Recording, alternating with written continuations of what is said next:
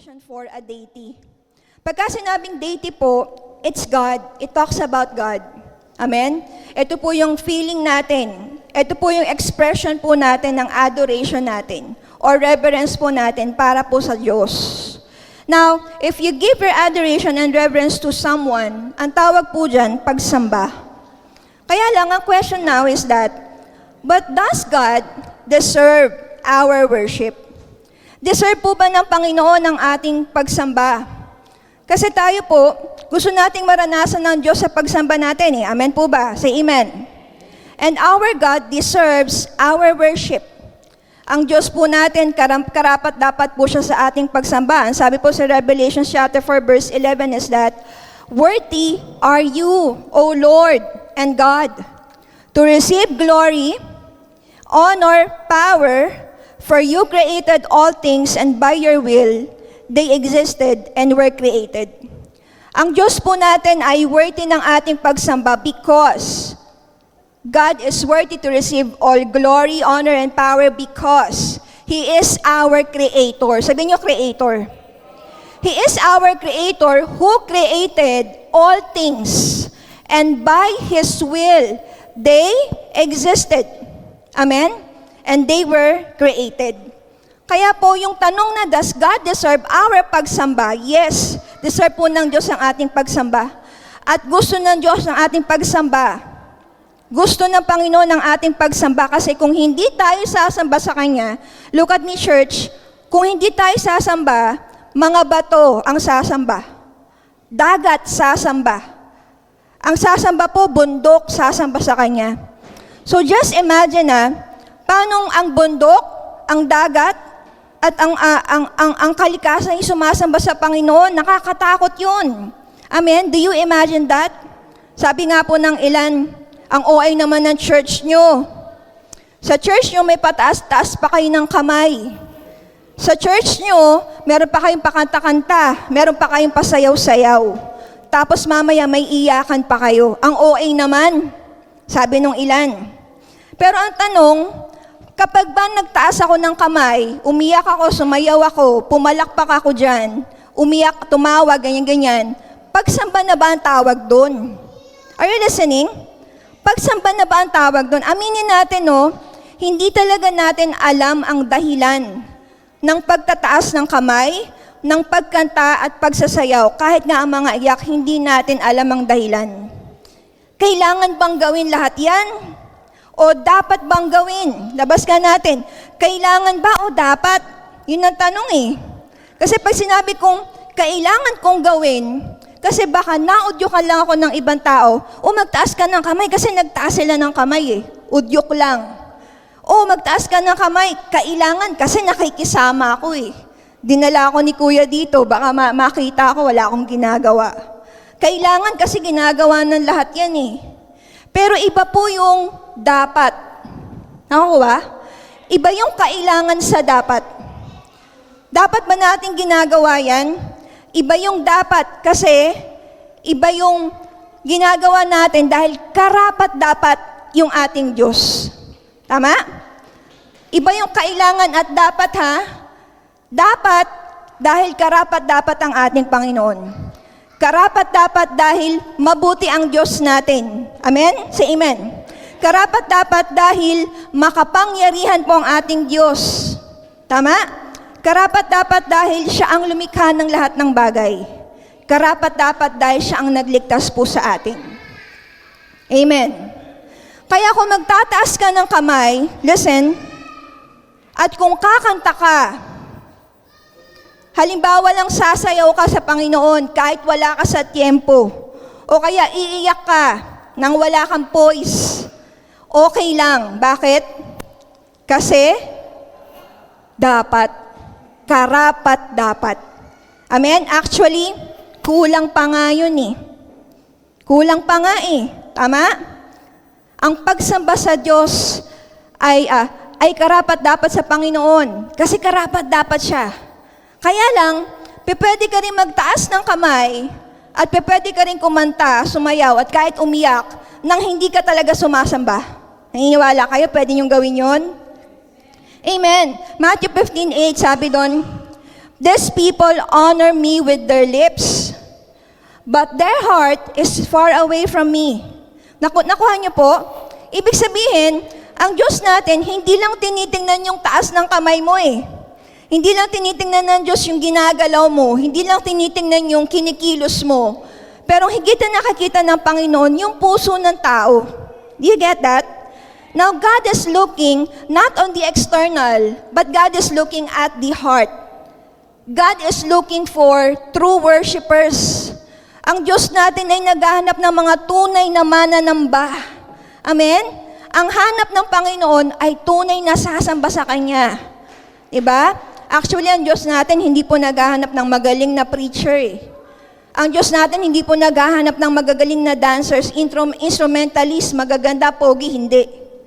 Ang hanap ng Panginoon is yung mga tao na tunay na aabot sa Kanyang kaluwalhatian. Because why? Look at me. God is looking at the heart. Amen? Akala natin yung pagsamba natin para sa Diyos pa, pero actually para na lang po sa atin. Amen? Tandaan po natin, kung merong true worshipers, meron din pong, labas natin, false worshipers. Kung meron true, merong false. Amen? Say amen. False worshipers, they either worship something other than God. Or pag sinabing false worshipers, they may attempt to worship the true God but do it in a way that dishonors Him. So, ibig po sabihin, hindi po criteria yung sincerity for measuring true worship. Kahit gaano ka ka-sincere, kung mali naman yung sinasamba mo, bale wala. Kasi pwede kang sincere worshiper ni Allah. Pwede ka ring sincere worshiper ni Buddha. And worst, pwede ka ring sincere na worshiper ni Satanas. Tama? Say amen. Kaya hindi po lahat, all true worshipers really are sincere. But all sincere worshipers are not true. Pwedeng they are sincerely wrong because they are not worshiping the only one true God. Kaya nga pag sinabing tunay na pagsamba, ang pagsamba po ay para sa tunay na Diyos. Say amen. Ang pagsamba po ay para sa tunay na Diyos. Say amen. That's why in Old Testament times, worship po napaka-importante. It matters to God. Singing, dancing, raising hands, along with instrument, napaka-importante po niyan. And it's already part of the spiritual activities before. Hindi na bago po yung ginagawa natin noon eh. Because Old Testament pa lang, malaki na po ang impact ng music sa Israelites. And mind you, ginamit po ng Diyos ang music para makaalala sila. And the first ever songwriter in the Bible was not David, but Moses. Sabihin niyo Moses. It was Moses ang unang songwriter ever. Kaya po pala ganun ang laki ng impact ng music sa tao eh. Kasi ginamit din pala ng Panginoon noon ang music para sa Israelites. It helps us to recall memories, moments, people, and even feelings we might rather forget. Nung si Moses po ay 120 years old that time, hindi na po siya able to lead. And so, ang ginawa niya, he assembled the people. Look at me. Amen? Ibig niya sabihin, gagather ko kayo, I'm not crossing over the river. So, ibig sabihin, hindi niyo makakasamang pumasok sa lupang pangako. But he told them, sabi niya, be courageous because God will be with you. So, sinabi rin ng Panginoon, ng Israelites po that time ay magre-rebelde pag namatay na si Moses. Ito po sabi sa Deuteronomy 31 verse 16. Sabi doon, are you listening? You are going to rest with your ancestors. And these people will soon prostitute themselves to the foreign gods of the land they are entering. They will forsake me and break the covenant I made with them. Now, alam po ng Panginoon that the Israelites would forget Him. Alam po ng Panginoon, nakakalimutan ng Israelites ang kanilang Diyos. Amen? Pagpasok po nila ng Promised Land, alam ni Lord, they would forsake Him. At ang gagawin po ng Israelites, alam ng Diyos, lilipat yan sa mga Diyos-Diyosan nila. at susundan sila ng napakaraming trouble. Yung sabi po ng Diyos kay Moses is this, sa verse 19 to 20. Sabi doon, "Now, write down for yourselves this song." Now, write down for yourselves this song. Amen? So diyan pa lang sa Old Testament, may songwriter na tayo, si Moses. At ang sabi ng Panginoon sa kanya, alam ko na mangyayari sa kanila. Pagpasok nila ng lupang pangako, magpo-prostitute sila sa ibang nasyon, sa Egypt, ibig sabihin. At ang sabi ng Panginoon, gumawa ka ng kanta, teach it to the Israelites, and have them sing, amen? Sing it so that it may be a witness for me against them. So sabi ng Panginoon, eto, may papasulat ako sa iyong kanta. Ituro mo sa kanila. That's why He asked Moses to compose a song. Ito na, para daw, makaalala sila. So pagpasok nila ng lupang pangako, meron silang kanta na kinumpose po ni Moses para makaalala sila. Ano po yung tatlong bagay na gustong ipaalala sa kanila ng Panginoon? Ready yung banda. Part 1, number 1, to remember their past closeness with God. That's number 1. Kagaya po ng prodigal son. Naalala niya po yung dating state niya dun sa bahay po ng tatay niya. He had all he wanted. His needs are met at the father's house. Pero nung umalis po siya sa bahay po nila, doon niya naranasan yung hirap ng malayo po sa kanilang tatay. Sino naranasan na dito yung napalayo ka sa tatay mo? Di ba mahirap? Sino dito nawala na ng tatay? Di ba ang hirap mawala ng tatay? Amen? Sino dito meron kang magulang OFW? Ang hirap nun, ha? Sino dito broken yung family nila? Maybe, yung kinanta natin, that is also your prayer. Alam niyo po ba, napakamatapang na panalangin yan? Kasi sabi nung kanta, Panginoon, gawin mo akong banal mong tahanan. Alam ng writer, hindi siya deserving. Pero ang gusto niya, sabi nung kumakanta, gusto ko, Panginoon, gawin mo akong tahanan mo. Amen? In essence, ang gusto ng writer, manahan ka sa akin. Gawin mo akong tahanan mo. Gawin mo akong bahay mo. In essence, gusto niya sabihin, Panginoon, gusto kong umuwi sa'yo kasi ikaw ang bahay ko. Amen? Kasi ikaw ang bahay ko. Amen? Ay, ang tunay po na pagsamba, it requires repentance. Gusto mong maranasan ng Panginoon, pero ganun pa din yung ginagawa mo. Amen? Sino dito ginawa na niya lahat, pero hindi pa rin niya maramdaman yung presence ng God? May mga times, ang dami pa rin pong kulang. May craving tayo sa rebirth, may craving tayo sa revival sa buhay natin. Pero hindi natin makuha yung apoy, kagaya nung una. Kaya gusto ng Panginoon, every time we come to Him, lumalapit po tayo ng basag. Sabihin niyo, basag. You need to be broken. You need to be broken. At ang brokenness po ay masakit. It is hard and humiliating, but it is only the only way back to God. Amen? Kailangan ko ba yan? Kailangan ko ba mabasag? Kailangan ko ba? Yes, kailangan ko. Kasi ang katotohanan, si Lord gustong gumawa sa buhay po natin. God wants to work in our lives. Pero hindi po makakagawa ang Panginoon kung meron po tayong pride sa mga puso po natin. Kaya gustong gawin ng Panginoon, i-break tayo. May mga kanta na babasagin talaga yung puso natin into pieces. Because if you can't be nothing, God cannot make you into something. Naintindihan niyo po ako? Nakita ka na ba ng taong exact mag-worship? Si Ate Len, nakita niyo na mag-worship? Si Ate Len? Nakita niyo na? Pilay pa yan ngayon. Diba? Pero ang dami. Nasa gilid. Nasa likod. Nag-o-observe. Amen? You know your worship. Listen. Your worship reflects your relationship with God. Maybe today sinasabi mo, Pastora, di talaga ako exage mag-worship. Pinanganak ako ng ganito ng Holy Spirit. Konting palakpak, konting demure, konting patwitams lang ako, pastora, personality ko yan. But you know, is it a matter of personality or it could be an issue of pride? Amen? Say amen. Tanong, kailangan o dapat?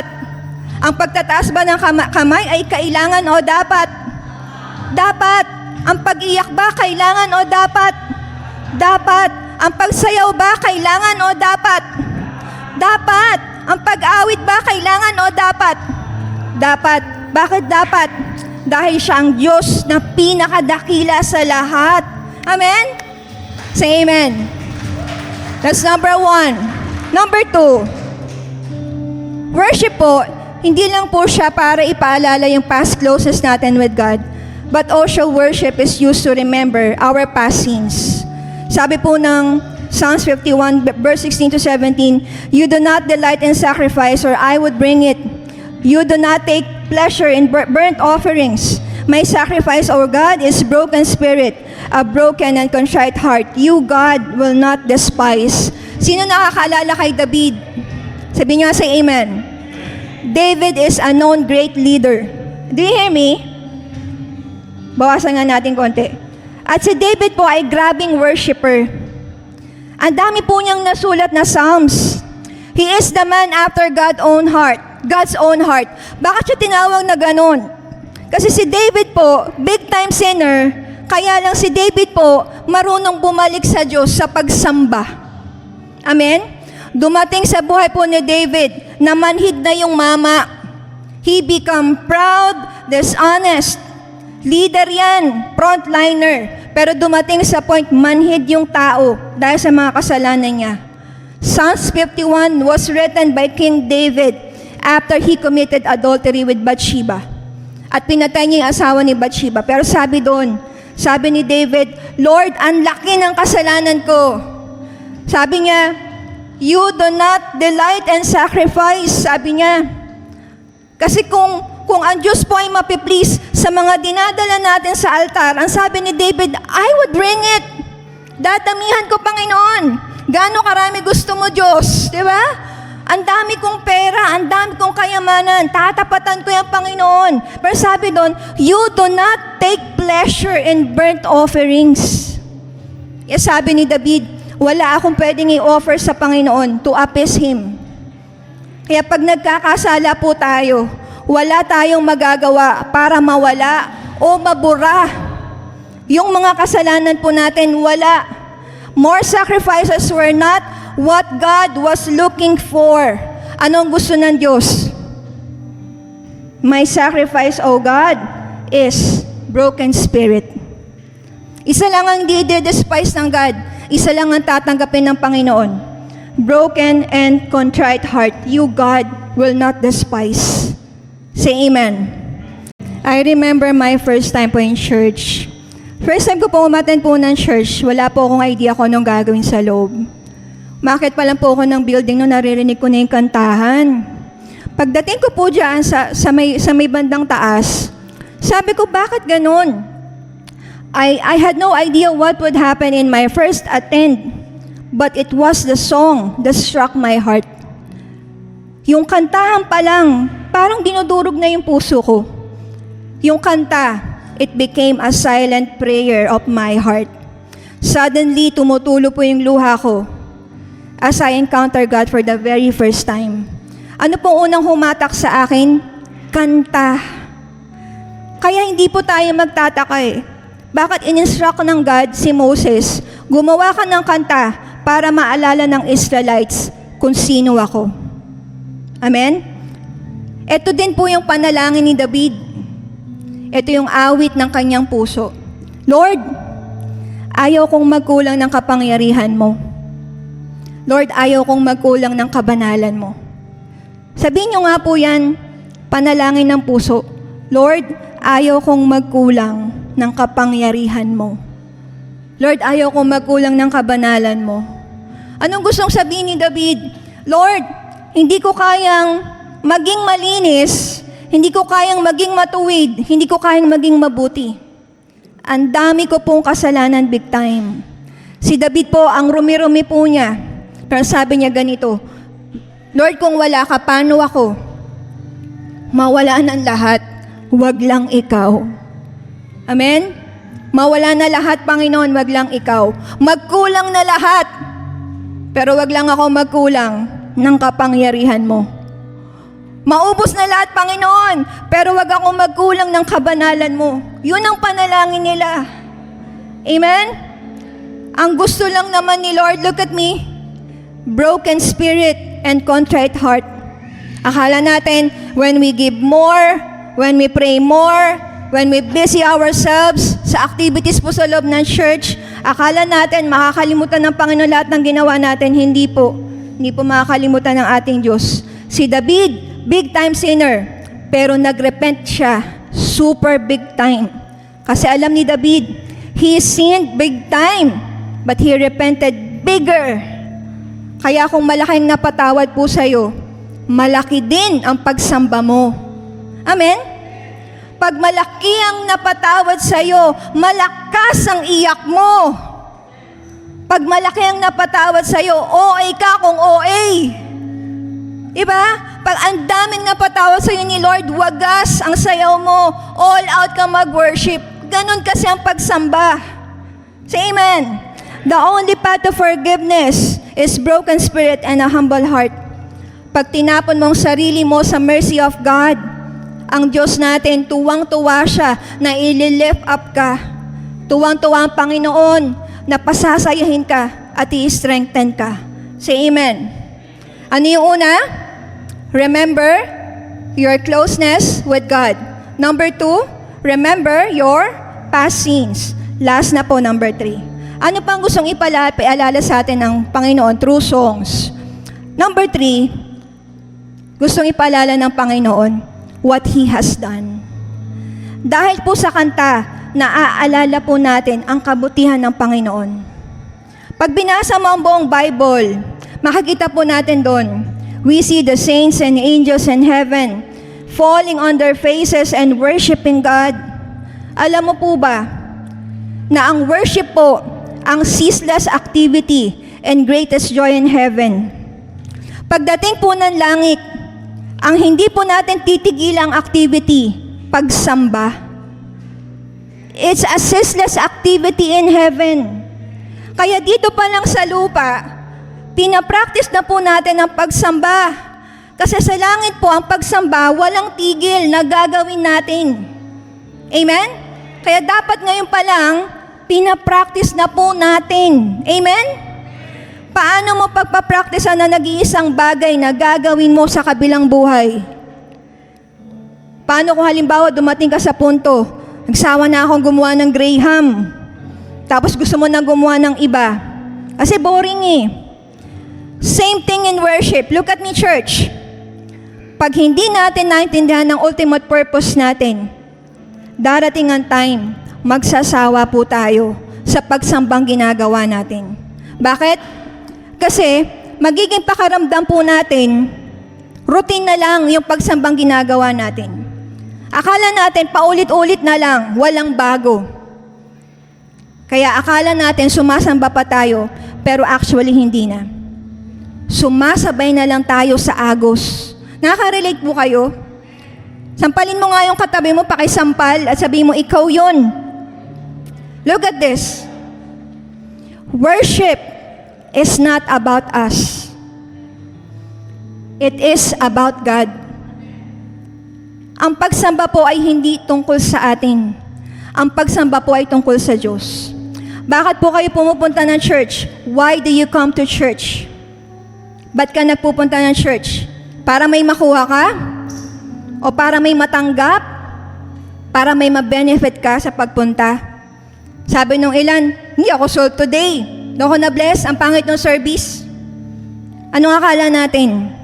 Pumasok tayo ng church, kagaya ng isang audience sa concert, tapos panonoorin mo yung worship leaders, yung pastor, paano siya mag-present at mag-perform. Look at me, church. Hindi ka po pumasok ng church para ma-entertain. Hindi po ito entertainment. Amen? Why? Because the real audience is God. Hindi tayo pumunta ng church para may makuha tayo. Kaya tayo nandito para magbalik ng papuri sa Diyos sa lahat-lahat ng kabutihan niya sa buhay natin. Amen? Tanong, natatapos ba ang pagsamba? Hindi natatapos. Nakakasawa ba ang pagsamba? Hindi rin po nakakasawa. Dahil kahit kailan, hindi natapos ang kabutihan ng Diyos sa buhay natin. Kahit kailan, hindi po nagsawa ang Diyos sa atin. Amen? Mabuti po ba ang ating Diyos? Misa pa kantahan po natin ang ating Panginoon.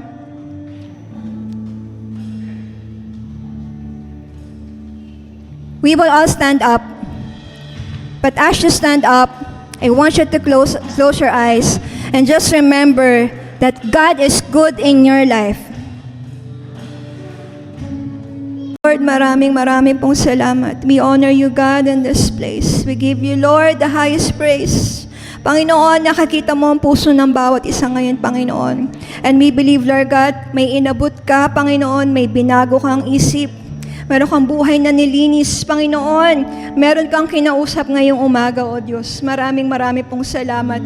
Banal na Espiritu Santo, we honor you in this place. Patuloy ka namin sinasamba at pinasasalamatan. Malakas na palakpak sa ating Diyos na buhay. Malakas na palakpak. Hallelujah!